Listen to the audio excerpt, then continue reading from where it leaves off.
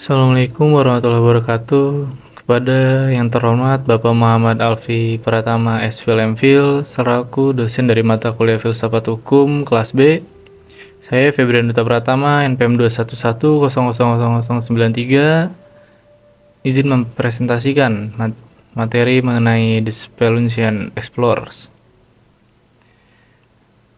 Pertama-tama, jurnal The Case of the Speluncean Explorers ini adalah sebuah jurnal yang ditulis oleh Lon L. Fuller yang diterbitkan di Harvard Law Review pada tahun 1949. Sejak saat itu, kasus ini telah menarik begitu banyak perhatian teoritis sehingga selain 5 pendapat yang disajikan dalam jurnal Fuller, beberapa publikasi selanjutnya telah menyajikan lebih banyak pendapat mengenai kasus ini. Nah, mengenai kronologinya sendiri, di mana suatu hari terdapat 5 orang penjelajah yang akan mengeksplor sebuah guanya cavern, sebuah gua besar di pelosok. Nah, 5 penjelajah ini masih amatir, di mana dia hanya membawa persiapan baik makanan dan minuman yang secukupnya gitu. Nah, saat 5 orang penjelajah ini masuk ke dalam gua, ternyata terjadi longsor yang dimana longsor ini bersifat lanjutan, sehingga akses masuk dan keluar tertutup.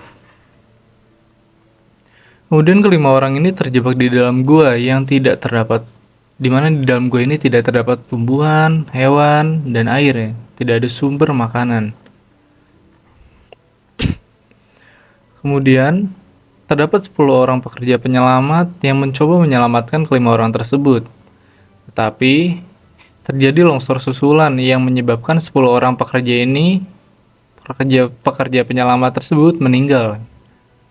Nah, kemudian hari demi hari berlalu, di mana pada hari ke-20 penjelajah tersebut baru menyadari jika mereka membawa handy talkie. Nah, kemudian mereka berkomunikasi dengan engineer, legal, dan medis. Di hari ke-23, medis mengatakan bahwa mereka hanya bisa bertahan 10 hari lagi. Kemudian Roger Wetmore mulai menyarankan bahwa mereka harus membunuh dan memakan salah seorang dari mereka untuk bertahan hidup. Akan tetapi, tidak satupun dari penyelamat, pendeta, tim legal, medis, ataupun pemerintah yang memberikan saran saat Wetmore bertanya bagaimana mereka akan memutuskan siapa yang akan dibunuh dan dimakan. Nah, kemudian pada akhirnya mereka berlima memutuskan untuk mengundi dadu. Wetmore mundur dan diwakilkan oleh yang lain untuk melempar dadu untuknya. Nah, kemudian pada akhirnya 4 orang itu pada saat mengundi dadu terpilihlah Wetmore, dan pada akhirnya Wetmore dibunuh dan dimakan ya. Menurut kesaksian mereka, Wetmore menerima bahwa dirinya akan dibunuh dan dimakan dan tidak ada yang keberatan. Nah, ternyata tim penyelamat lebih cepat datangnya, di mana dia lebih cepat 1 hari, yang seharusnya mereka berlima ini akan meninggal pada hari ke-33, akan tetapi diselamatkan pada hari ke-32. Nah, kemudian menurut undang-undang, siapapun yang menghilangkan nyawa orang lain maka akan dihukum mati. Nah, kasus ini dicoba untuk dibawa ke pengadilan, kemudian keempat orang ini menjadi tersangka melakukan pembunuhan dan mereka dijatuhi hukuman mati. Kemudian dilakukan upaya hukum ke Supreme Court, di mana ada 5 hakim, yaitu yang pertama Trupeni, yang kedua Foster, yang ketiga Tating, yang keempat Kin, yang kelima Hardy atau Handi. Nah, 5 hakim ini memutuskan dan memiliki pertimbangannya masing-masing, di mana yang 2 orang setuju untuk bahwa keempat orang yang selamat ini dijatuhi hukuman mati, yang 2 merasa bahwa 4 orang ini harus dibebaskan, dan yang 1 mengundurkan diri. Nah, yang hakim yang pertama adalah Trupeni. Karena ketua majelis Trupeni ini memulai dengan mengulangi apa yang dikatakan dalam undang-undang. Siapapun yang dengan sengaja menghilangkan nyawa orang lain harus dihukum dengan hukuman mati. Pertimbangan Trupeni lakukan adalah law to be law. Dengan kata lain terdiri dari sudut pandang positivisme hukum. Truppiani menyatakan kasus penjelajahan ini tidak memungkinkan. Nah, kasus penjelajahan ini tidak memungkinkan adanya pengecualian atas dasar apa yang undang-undang katakan tersebut sangat jelas. Atas dasar apa kita mengatakan bahwa mereka tidak sengaja mengambil nyawa orang lain? Kemudian Truppiani mengatakan kita tidak punya pilihan selain menerapkannya dan membiarkan hukuman mati tersebut. Dalam hal ini, positivis memperlihatkan penuh penghormatan terhadap hukum. Mengenai keadilan, Truppiani menyatakan bahwa meskipun hakim terikat dengan hukum, kepala eksekutif misalnya presiden mempunyai kekuasaan untuk pengampunan seperti gerasi. Sehingga ketua majelis sambil mengeluarkan keputusannya, berkeyakinan bahwa kepala eksekutif dapat diinstruksikan untuk memberikannya, mengingat keadaan khusus dari kasus ini. Nah, kemudian yang kedua ada Hakim Foster. Adalah seorang ahli hukum kodrat yang mencoba membenarkan bahwa pembebasan bagi para terdakwa ini. Dia mengkritik pendapat dari Truppiani. Jadi konsekuensi dari menjadi ahli hukum kodrat, dia cukup kritis terhadap ketua majelis ini melalui positivisme hukumnya. Karena seperti perdebatan antara hukum kodrat dan positivisme hukum yang telah berlangsung selama berabad-abad. Nah, Hakim Foster ini percaya bahwa pepatah "The reason for the law chasing the law chases itself" dalam bahasa Romawi "Cessante ratio legis cessat et ipsa lex", yang artinya kita memiliki hukum karena suatu alasan, dan jika alasan itu hilang, maka hukum pun hilang. Sehingga seperti pada basic hukum kodrat, bahwa hukum itu sendiri hanya ada dibenarkan oleh sesuatu di luar hukum. Hal ini tentu sangat berbeda dengan pandangan positivisme bahwa hukum itu berdiri sendiri. Dalam pandangan hukum kodratnya, Foster alasan keberadaan undang-undang di sana tidak benar-benar berlaku dalam kasus ini. Kita dapat menganggap keempat terdakwa ini berada di luar negara dan kembali dalam keadaan alamiah manusia. Nah, kemudian Hakim Foster juga menyebutkan bahwa nilai dasar kehidupan tampaknya kita hadapi undang-undang ini yang menentang pengambilan nyawa seseorang terlalu dibesar-besarkan dalam kasus ini. Pertimbangan ironi bahwa dalam upaya penyelamatan untuk menyelamatkan 5 penjelajah tersebut, 10 penyelamat kehilangan nyawa mereka, sehingga Hakim Foster mengatakan bahwa para penyelamat yang pergi untuk membantu yang tahu resiko bahwa atas pekerjaan yang mereka ambil. Jika kita membiarkan mereka 10 orang untuk mati demi menyelamatkan 5 orang, bagaimana kita bisa tiba-tiba tidak membiarkan 4 orang untuk hidup dengan mengorbankan dan mengambil 1 orang? Kemudian Hakim Foster dalam argumennya menemukan bahwa ini adalah kasus mempertahankan diri atau membela diri. Karena ini kasus mempertahankan diri, kita harus menggunakan logika yang sama dengan yang digunakan dalam kasus pembelaan diri. Dengan kata lain, kita dapat membebaskan seseorang yang didakwa melakukan pembunuhan jika kita menyadari bahwa orang tersebut tidak memiliki pilihan lain. Itu adalah tindakan pembelaan diri. Oleh karena itu, dia menyatakan bahwa pembunuhan semacam itu untuk membela diri, bukanlah pembunuhan. Hakim Foster mengatakan dengan cara yang sama, kita harus mempertahankan dirinya. Kita harus mempertimbangkan bahwa keempat orang ini berusaha untuk mempertahankan dirinya. Sehingga ini sangat mirip dengan kasus pembelaan diri. Nah, atas semua alasan ini, Hakim Foster menyatakan untuk membebaskan. Kemudian hakim yang ketiga yaitu Hakim Tetting, di mana hakim ketiga adalah hakim yang mengundurkan dirinya. Dia bertetap bahwa pada dasarnya dia tidak menemukan cara untuk membedakan prinsip-prinsip yang dengannya kita dapat memutuskan kasus ini secara bebas dan rasional. Dia menolak dirinya sendiri dari kasus, tapi dia tidak melakukan itu sampai dia mengkritik Hakim Foster dalam posisi hukum kodratnya. Dia berpendapat jika para terdakwa benar membunuh Wetmore, maka Wetmore sendiri tidak akan dapat membela diri jika dia mencoba untuk membunuh seseorang yang mencoba membunuhnya. Jadi bayangkan cerita berjalan berbeda. Keempat melempar dadu, Wetmore kalah. Kemudian keempat orang pergi menyerang Wetmore untuk membunuhnya dan memakannya. Bagaimana jika Wetmore mengambil batu dan memukul salah satu dari mereka di tengkorak dan membunuhnya? Nah, bukankah itu seharusnya yang dimaksud dengan pembelaan diri? Jika mengacu pada pendapat hakim sebelumnya, keempat orang tersebut baru saja mempertahankan diri, jadi itu semacam pembelaan.